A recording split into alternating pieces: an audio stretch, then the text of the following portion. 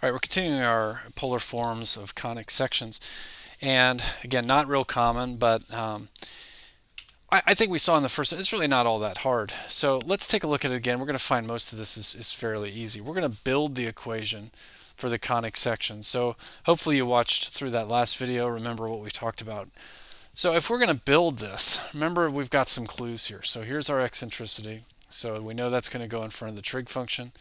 If it's y, then we know this is our trig function is going to be a sine, and that negative is going to go between the two. So here's all our pieces. So here's our formula. We just decided on sine because it's a y.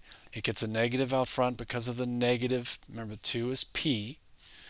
So on the top we put EP, so that's 3 times 2, and we've got everything we need just by reasoning our way through that a little bit. Okay, so let's try again. So we've got, obviously our eccentricity is 3/5. Our value of p is 4.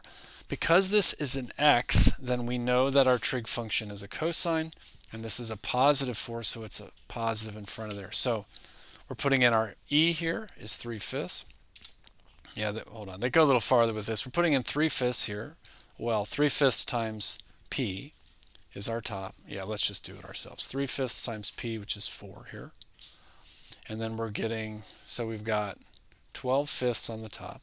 We've got 1 plus 3/5 cosine of theta on the bottom, all just from the clues of the things that they had given us. Now, they do a lot of work to make this happen, but to get rid of these 5's on the bottom, we would just multiply every term through by a 5. So that's going to make 12, 5 plus 3 cosine of theta. And we're done.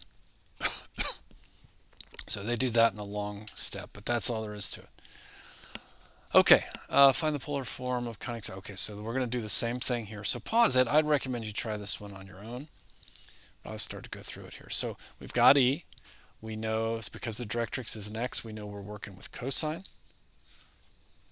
And it's a negative out front, so -1. Remember, so it's 1 minus 1 cosine of theta. And on the top we do E times P. Well, E is 1 and P here is 1, so we get 1. So that one was pretty simple, but oh, I forgot the R, sorry. R equals all of this. Okay, now we're going to conclude here by converting from polar form to rectangular. Now we've done this before without it being a conic section, and here are the clues that we need. Here are our conversion tools. Now I was assuming this was going to be easy, but it turns out it's a little more difficult than I expected. These are the substitutions we can make, and when I was looking at this I was like, okay, well, why don't we right off the bat just substitute r, replace sine of theta with y over r, and see if we could just work with fractions and it would be easy. Well, I tried that and the work is pretty difficult. So they're doing some clever little tricks here to try to make this better. They're multiplying. So this actually is the best way I could find to do it, and I don't think it's very intuitive. So let's watch what they do.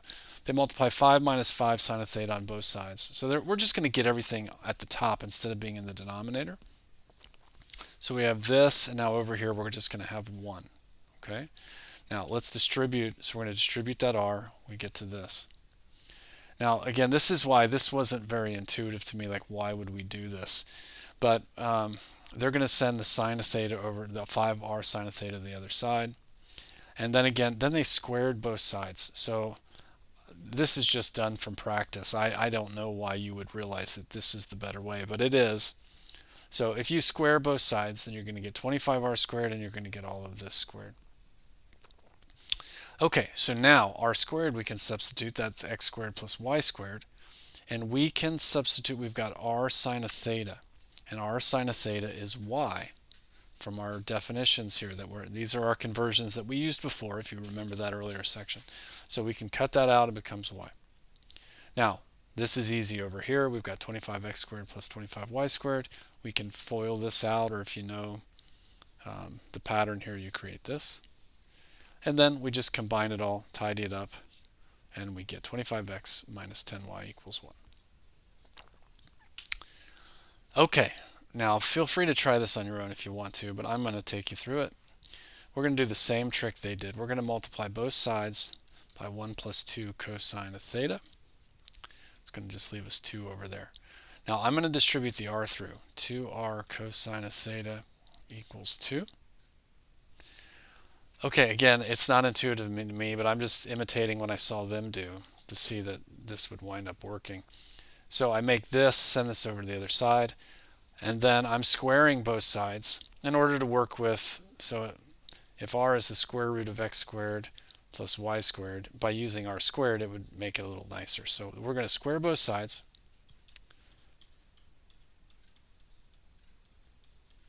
Okay, we get this. Now, r squared is now x squared plus y squared. See, we're just using this, but if you square both sides. And this is 2 minus 2. So this would be x from our definitions. Do you remember? And this comes from just some basic trig. That's where that came from. So we talked about this in the earlier video. Check out that other video if you need to. Now, all we've got left to do is we need to FOIL this out, so square it. You're going to get 4 minus 8x plus 4x squared. Okay, now combine everything. We're going to get everything over here on the right. And I'd get, so if I subtract x squared and I subtract y squared, I would have 0 over here. I'm going to get 3x squared. Now it's minus y squared minus 8x plus 4. Yeah, okay, and that's it. And that's what we would get. So we've converted it. They wrote this in a different order than I did, but it's the same thing. Okay, so that is converting. So first of all, it's building the polar conic equation, and then we were also converting it into a Cartesian form.